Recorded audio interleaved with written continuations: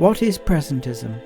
An online dictionary defines it as an uncritical adherence to present-day attitudes, especially the tendency to interpret past events in terms of modern values, and concept-critical adherence to present-day attitudes, especially the tendency to interpret past events in terms of modern values and concepts.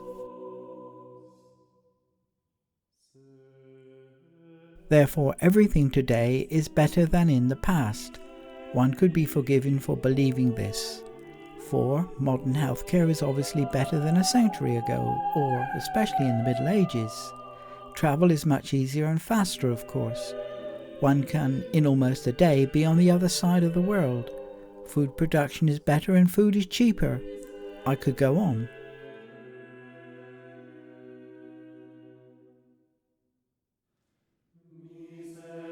However, presentism is not completely true, if at all.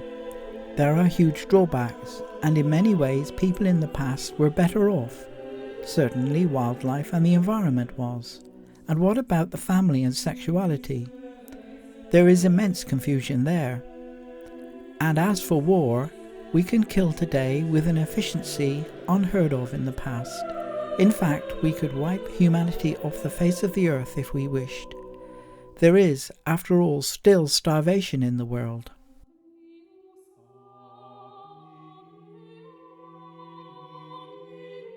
And what about the Church? With Christian practice becoming less common in the West, largely due to the heretical use of woke ideologies infiltrating many denominations, even Rome calls faithful Orthodox and traditional Catholics rigid, and lambast the traditional Latin Mass goers as restorationists. Is this not another version of presentism?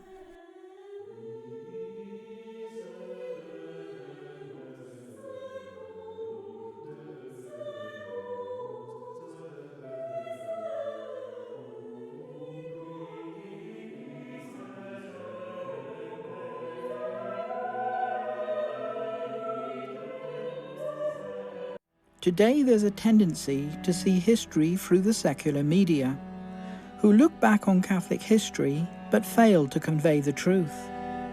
When we today look at the past, we can often have a tendency to think of ourselves as superior. And when we think of the Inquisition, we can do the same thing.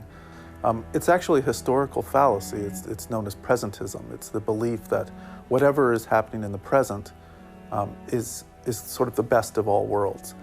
But we're willing to kill far, far more people than those people in the Middle Ages were. If we think of World War II, which was a war of only ideology, there was no religious component to World War II, the deaths were enormous. In fact, 1,000 people died per hour on average during World War II, round the clock. So I think it would be good if, as we look at those people who lived in the past and how they responded to what they saw as the dangers of their time, that we would have a bit more humility and try to take them a bit more seriously than we tend to do today.